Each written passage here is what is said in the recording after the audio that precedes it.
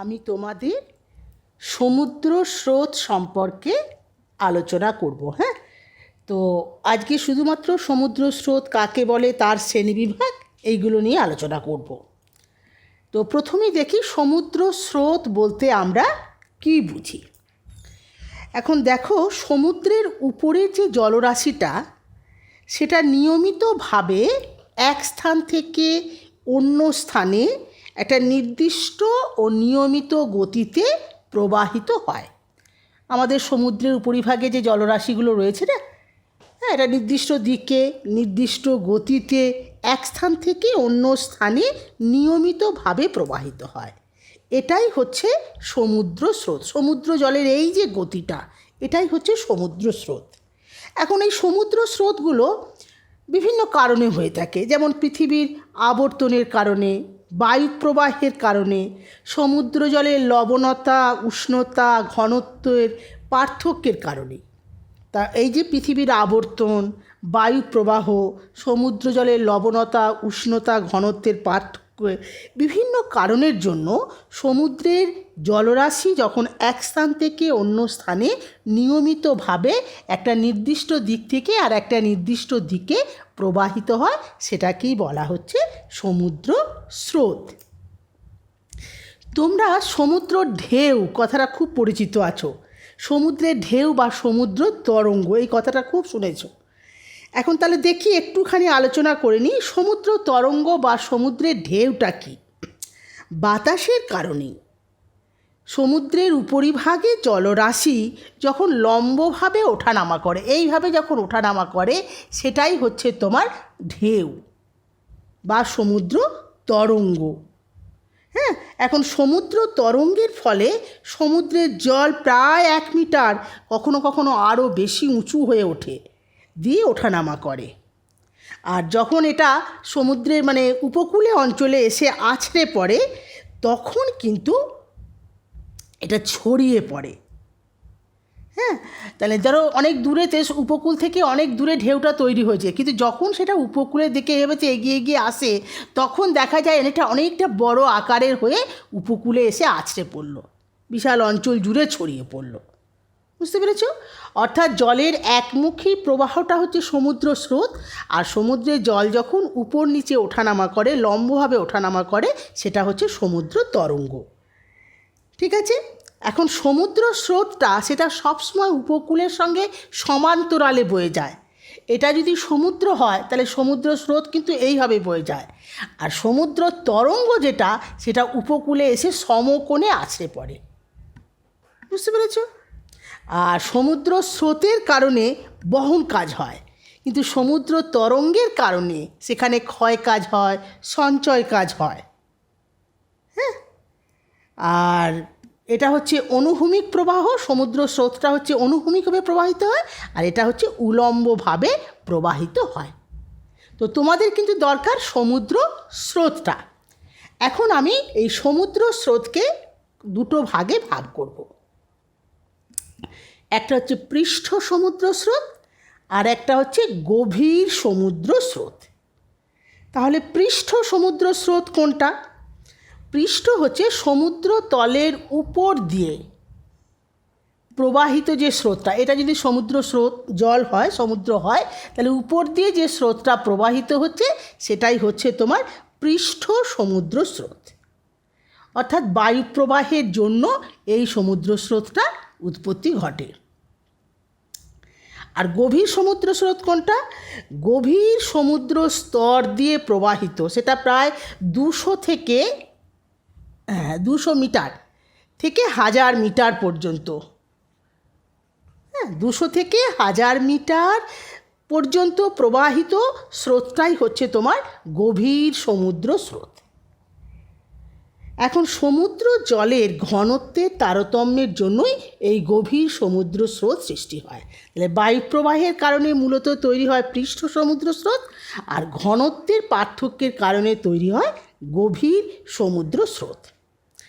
পৃষ্ঠ সমুদ্র স্রোতকে আবার দুটো ভাগে ভাগ করব। একটা হচ্ছে উষ্ণ স্রোত, আর 2 নম্বর হচ্ছে শীতল স্রোত। উষ্ণ স্রোত কোনটা? সমুদ্র স্রোত যখন উষ্ণমণ্ডল থেকে প্রবাহিত হয়ে আসে সেই স্রোতকে বলা হয় উষ্ণ স্রোত। তাহলে এই ধরনের এই যে উষ্ণ স্রোতটা উষ্ণমণ্ডল থেকে, কোনটা নিরক্ষীয় অঞ্চল, ক্রান্তীয় অঞ্চল, ওখান থেকে যে সমুদ্র স্রোতটা তৈরি হয় সেটা হচ্ছে উষ্ণ সমুদ্র স্রোত। এখন এই উষ্ণ সমুদ্র স্রোতের জলটা কি হয় বলো তো? হালকা হয়। তার জন্যে এটা বহিঃস্রোত রূপে সমুদ্রের একেবারে উপরিভাগ দিয়ে বহিঃস্রোত রূপে প্রবাহিত হয়। তাহলে কি বলবে? উষ্ণ স্রোতটা হচ্ছে বহিঃস্রোত রূপে প্রবাহিত হয়ে যায়। বহিঃস্রোত, তার কারণটা হচ্ছে উষ্ণ জলটা খুব হালকা, সেজন্য এটা উপরের অংশ দিয়ে প্রবাহিত হয়, যেটাকে বলা হচ্ছে বহিঃস্রোত রূপে প্রবাহিত হয়। ঠিক আছে। অপরদিকে শীতল স্রোত যেটা কোথা থেকে আসে? শীতল অঞ্চল থেকে, অর্থাৎ মেরু অঞ্চল থেকে। তোমার মেরু অঞ্চলের কাছাকাছি যে শীতল নাতিশীতোষ্ণ অঞ্চল থেকে যে সমুদ্র স্রোতটা তৈরি হয় সেটাই হচ্ছে শীতল সমুদ্র স্রোত। এখন শীতল সমুদ্র স্রোতের জলটা তুলনামূলকভাবে কি হয় বলো তো? ভারী হয়। সেই জন্য এই স্রোতটা অপেক্ষাকৃত নিচে দিয়ে প্রবাহিত হয়। এটাকে বলা হয় অন্তঃস্রোত। অর্থাৎ উষ্ণ স্রোত প্রবাহিত হয় তোমার বহিঃস্রোত রূপে, আর শীতল স্রোত প্রবাহিত হয় অন্তঃস্রোত রূপে। ঠিক আছে। এইবারে আমরা আলোচনা করব যে সমুদ্র স্রোত সৃষ্টির কারণগুলো কী কী, মানে কী কী কারণে সমুদ্র স্রোত তৈরি হয়। এখন সমুদ্র স্রোতের সৃষ্টির কারণটাকে আমি দুটো ভাগে ভাগ করে নিচ্ছি। একটা হচ্ছে তোমার উৎপত্তির কারণ, আর একটা হচ্ছে দিক পরিবর্তনের কারণ। মানে সমুদ্র স্রোত কী করে তৈরি হয় সেটা একটা হয়, আর সমুদ্র স্রোতের দিকের কিন্তু পরিবর্তন হয়, আমি সেটাকে নিয়েও আলোচনা করব। প্রথমতই হচ্ছে যে সমুদ্র স্রোত সৃষ্টির কারণগুলো কি কি, তার একটা কারণ আমি বলছি, পরপর আলোচনা করছি। প্রথম যে কারণটা হচ্ছে বায়ু প্রবাহ। বায়ু প্রবাহ, হ্যাঁ। এখন দেখো, সমুদ্র স্রোত সৃষ্টির মূল কারণটাই হচ্ছে কিন্তু বায়ু প্রবাহ। বায়ু যেদিকে প্রবাহিত হয় সমুদ্র স্রোতও ঠিক সেই দিকেই প্রবাহিত হয়। বায়ু প্রবাহটাই হচ্ছে সমুদ্র স্রোত সৃষ্টির মূল কারণ, প্রধান কারণ। এখন নিয়ত বায়ু প্রবাহ আর সমুদ্র স্রোতের যদি গতি লক্ষ্য করা যায় তাহলে দেখব যে নিয়ত বায়ুগুলো পৃথিবীর আবর্তনের জন্য, যেহেতু পৃথিবী পশ্চিম থেকে পূর্ব দিকে আবর্তন করছে, তাই সরাসরি উত্তর থেকে দক্ষিণে বা দক্ষিণ থেকে উত্তরে কিন্তু প্রবাহিত হয় না। উত্তর গোলার্ধে ডান দিকে আর দক্ষিণ গোলার্ধে বাঁ দিকে বেঁকে প্রবাহিত হয়। বায়ুপ্রবাহ যেহেতু সমুদ্র স্রোতকে নিয়ন্ত্রণ করে, বায়ুপ্রবাহের মতো সমুদ্র স্রোতও উত্তর গোলার্ধে ডান দিকে আর দক্ষিণ গোলার্ধে বাঁ দিকে বেঁকে প্রবাহিত হয়। ঠিক আছে। যেসব স্থানে আয়ন বায়ু প্রবাহিত হয়, আয়ন বায়ু কোন দিক থেকে বয়ে আসে বলো তো? সবসময় পূর্ব দিক থেকে পশ্চিম দিকে আসে, আয়ন বায়ু পূব থেকে পশ্চিমে আসে। তাই আয়ন বায়ু অধ্যুষিত অঞ্চলের সমুদ্র স্রোতগুলো পূব থেকে পশ্চিমে বয়ে আসে। অপরদিকে পশ্চিমা বায়ু পশ্চিম থেকে পূর্বে বয়ে যায়, তাই যে সমস্ত অঞ্চলে পশ্চিমা বায়ু প্রবাহিত হয় সেখানে সমুদ্র স্রোতও পশ্চিম থেকে পূর্ব দিকে বয়ে যায়। ঠিক আছে। এইভাবে দেখা যায় যে বায়ু প্রবাহ সমুদ্র স্রোতকে নিয়ন্ত্রণ করে। এখন নিয়ত বায়ু ছাড়াও কিন্তু আর একটা বায়ু আছে, মানে স্থানীয় যে বায়ুগুলো আছে তাদের কারণেও কিন্তু সমুদ্রের জলের কিছুটা গতিপ্রাপ্তি ঘটে, সমুদ্র স্রোত তৈরি হয়। কিন্তু দেখা যায় এই যে সমুদ্রের উপর দিয়ে যে বায়ুগুলো বয়ে যাচ্ছে নিয়ত বায়ু ছাড়া, তাদের শক্তি কিন্তু খুব কম। তাদের শক্তি, মানে যে বায়ুটা সমুদ্রের উপর দিয়ে বয়ে যাচ্ছে তার 2 থেকে 4% শক্তি সমুদ্র স্রোতের উৎপত্তি ঘটাতে সাহায্য করছে। তাই যে বায়ুর গতিবেগ ঘন্টায় 50 কিলোমিটার, সেখানে সেই বায়ুর দ্বারা সৃষ্ট সমুদ্র স্রোতের গতি মাত্র ঘন্টায় 1 থেকে 2 কিলোমিটার। তার মানে ওই স্থানীয়ভাবে যে প্রবাহিত বায়ুগুলো কিন্তু সমুদ্র স্রোতের ক্ষেত্রে মুখ্য ভূমিকা নেয় না। কে নিয়ে থাকে? নিয়ত বায়ু প্রবাহ। ঠিক আছে, অর্থাৎ সমুদ্র স্রোত সৃষ্টির প্রধান কারণ হচ্ছে নিয়ত বায়ু প্রবাহ। 2 নম্বর যেটা হচ্ছে পৃথিবীর আবর্তন। পৃথিবীর আবর্তন, তাহলে সমুদ্র স্রোত সৃষ্টির দ্বিতীয় কারণ হচ্ছে পৃথিবীর আবর্তন। এখন পৃথিবী তার অক্ষের উপরে ক্রমাগত পশ্চিম থেকে পূর্বে আবর্তনের ফলে যে কোরিওলিস বলের তৈরি হয়, তার প্রভাবে সমুদ্র স্রোত কিন্তু সোজা পথে বাহিত হতে পারে না। ফেরেলের সূত্র অনুসারে উত্তর গোলার্ধে ডান দিকে আর দক্ষিণ গোলার্ধে বাঁ দিকে বেঁকে প্রবাহিত হয়। অর্থাৎ পৃথিবীর আবর্তনের ফলে যে কোরিওলিস বল উৎপন্ন হয়, তার প্রভাবে সমুদ্র স্রোত উত্তর গোলার্ধে ডান দিকে, দক্ষিণ গোলার্ধে বাঁ দিকে বেঁকে প্রবাহিত হয়। ঠিক আছে, 3 নম্বর হচ্ছে তোমার সমুদ্র জলের উষ্ণতা। সমুদ্র জলের উষ্ণতা। এবারে দেখি সমুদ্র জলের উষ্ণতা কীভাবে নিয়ন্ত্রণ করছে।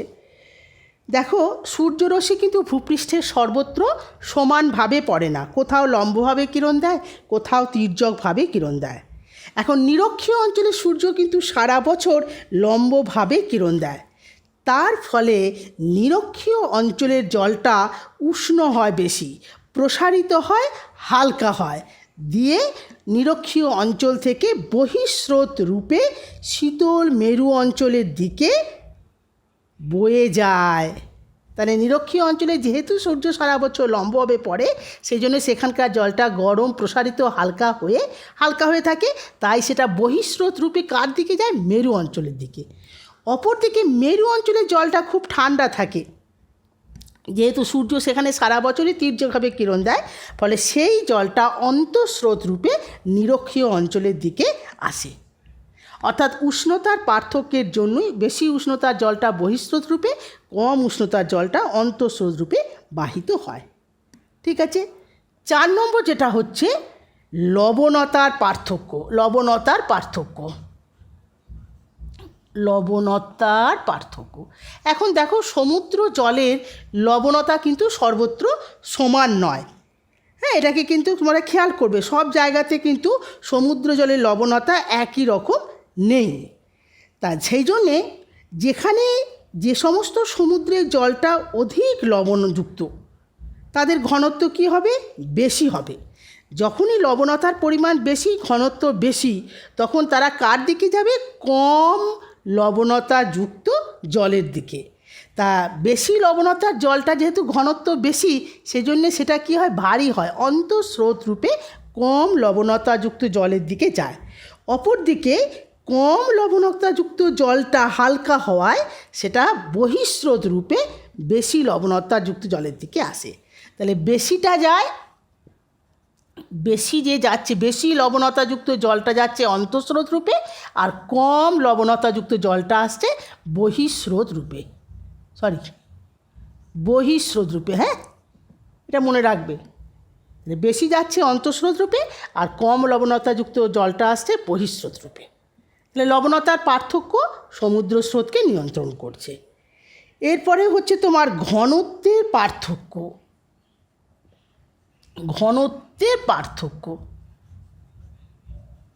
ঘনত্বের পার্থক্যের কারণে কি করে তৈরি হয়? দেখো, সমুদ্রের ঘনত্বটা নির্ভর করে কিন্তু লবণতার উপরে। ফলে কোথাও সমুদ্র জলের ঘনত্ব বেশি, কোথাও ঘনত্ব কম। এখন যেখানে ঘনত্ব বেশি, সেই অঞ্চলের জলটা সবসময় কম ঘনত্বের জলের দিকে বাহিত হবে। আচ্ছা, এই প্রসঙ্গে একটা বলে রেখে দিই, আমাদের আমাজন নদীটা, হ্যাঁ, তোমাদের আগে যে ম্যাপটা দেখিয়েছিলাম ব্রাজিলের ওখানে ছিল না, ওই আমাজনের জলটা কোথায় গিয়ে পড়ে জানো তো? ওই ডান দিকে যে আছে আটলান্টিক মহাসাগর, ওইখানেতে গিয়ে পড়ে। আমাজনের জল তো খুব মিষ্টি নদীর জল। তা ওই নদীর জলটা যখন আটলান্টিকে গিয়ে পড়ছে, আটলান্টিকের জলটা অধিক লবণতাযুক্ত, ফলে ঘনত্ব ভারী, তার উপরে প্রায় 300 কিলোমিটার পর্যন্ত এই আটলান্টিকের জলটা উপরে অবস্থান করে। হ্যাঁ, তাহলে মানে আমাজনের মিষ্টি জলটা উপকূল অঞ্চল থেকে 300 কিলোমিটার পর্যন্ত আটলান্টিক মহাসাগরের উপরিভাগে অবস্থান করে। যেহেতু এটা মিষ্টি জল, এটা হালকা। ঠিক আছে, অর্থাৎ ঘনত্বের পার্থক্যের জন্য সমুদ্র স্রোত তৈরি হয়। এরপরে যে কারণে সমুদ্র স্রোত তৈরি হয়, বরফের গলন। 5 নম্বর। 6 নম্বর হচ্ছে তোমার বরফের গলন। বরফের গলন। এখন দেখি বরফের গলন কিভাবে সমুদ্র স্রোতকে নিয়ন্ত্রণ করে। এখন মেরু অঞ্চলে বরফ যদি গলে যায়, তাহলে সেই মেরু অঞ্চলের বরফ গলার কারণে সমুদ্রে জলে গিয়ে সেটা মেশে, বরফ গলা জলটা সমুদ্রে মিশে। তার ফলে সেখানে কি হয়, জলতলের উচ্চতা কিছুটা বেশি হয়ে থাকে। এই যেহেতু সমুদ্র তলের উচ্চতা কিছুটা বেশি হয়, সেই সমতা রক্ষার কারণে ওই জলটা তখন নিম্ন অক্ষাংশের দিকে ধাবিত হয়ে আসে। বরফ গলার কারণে সমুদ্র জলের পরিমাণটা বাড়লো, ওই সমতা রক্ষা করার জন্য তখন ওই জলটাই যেহেতু ঠান্ডা জল অন্তঃস্রোত রূপে উচ্চ অক্ষাংশের দিকে, এটা তো উচ্চ অক্ষাংশের জল, নিম্ন অক্ষাংশের দিকে ধেয়ে আসে। ওই যে জলটা ধেয়ে আসে, তার সঙ্গে মেরু অঞ্চল থেকে যেটা আসছে, হিমশৈল ভেসে আসে। মানে হিমশৈল জিনিসটা কি মনে আছে তো? হ্যাঁ, হিমশৈল হচ্ছে উপকূল অঞ্চলে যদি হিমবাহ অবস্থান করে, তাহলে হিমবাহের বরফ অনেক সময় ভেঙে সমুদ্র জলে পড়ে, সেটাকেই বলা হচ্ছে হিমশৈল। তাই মেরু অঞ্চলে বরফে যখন গলে যায়, তখন ওই কিছু বরফের টুকরো জলের মধ্যে থেকে যায়, সেটা কিন্তু ওই ভাসতে ভাসতে নিম্ন অক্ষাংশের দিকে এগিয়ে আসে। এইভাবে বরফের গলনের কারণেও সমুদ্র স্রোত তৈরি হয়। এইবার আমি বলেছিলাম সমুদ্র স্রোত এটা হচ্ছে উৎপত্তির কারণ। বায়ুপ্রবাহের কারণে হয়, পৃথিবীর আবর্তনের কারণে হয়, উষ্ণতার পার্থক্যের কারণে হয়, লবণতার পার্থক্যের কারণে হয়, ঘনত্বের পার্থক্যের কারণে হয়, আর বরফের গলনের জন্য হয়। আর একটা দিক পরিবর্তন ঘটে সমুদ্র স্রোতের। তো দিক পরিবর্তনটা কি কি কারণে ঘটে? 1 নম্বর যে কারণটা, সেটা হচ্ছে তোমার উপকূলের আকৃতি। উপকূলের আকৃতি দিক পরিবর্তনের কারণটা। উপকূলের আকৃতির জন্যই সমুদ্র স্রোত বিভিন্ন জায়গায় বাধাপ্রাপ্ত হয়। যে বাধা যাচ্ছিল এদিকে, হয়তো উপকূলে অঞ্চলটা এমনভাবে আছে, বাধাপ্রাপ্ত হয়ে তার এদিকে যেতে না পেরে অন্যদিকে প্রবাহিত হয়।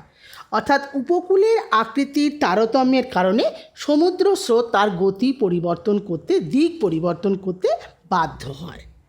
আর 2 নম্বর হচ্ছে ঋতু পরিবর্তন। ঋতু পরিবর্তনের সাথে সাথে ঋতু পরিবর্তন। এখন এই ঋতু পরিবর্তনের সাথে সাথেও দেখা যায় সমুদ্র স্রোতের দিক পরিবর্তন হয়। যেমন গ্রীষ্মকালে আমাদের ভারতবর্ষের উপর দিয়ে দক্ষিণ পশ্চিম মৌসুমি বায়ু প্রবাহিত হয়। এই দক্ষিণ পশ্চিম মৌসুমি বায়ু যেহেতু দক্ষিণ পশ্চিম দিক থেকে প্রবাহিত হয়, সেটা সমুদ্র স্রোতও এখন দক্ষিণ থেকে উত্তরে বয়ে যায়, দক্ষিণ থেকে এরকম উত্তরে যায়।